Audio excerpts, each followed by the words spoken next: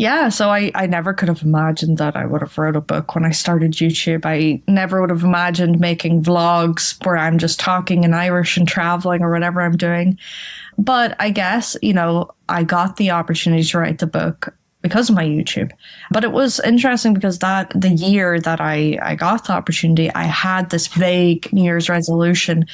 I would like to start working on a book by the end of the year. I like to be more specific in my resolutions, but this one I want to be vague because I thought, okay, and then the next year, like I'll get serious about it. But I just want to start thinking about a book.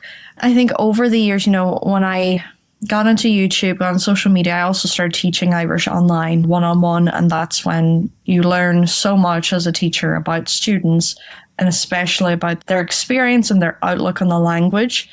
And I just remember over the years telling people something I wish I could tell more than just them, something I felt that so many other people were struggling with, and so many things that people thought about the language, and what I'd like to tell them or how I'd like to encourage them. So when I got the opportunity to write the book, my publisher, she was learning Irish and found my channel, and she thought that I had a great story. My videos were enjoyable, and she thought I had the potential to write a book, which, funny enough, I was already thinking about it.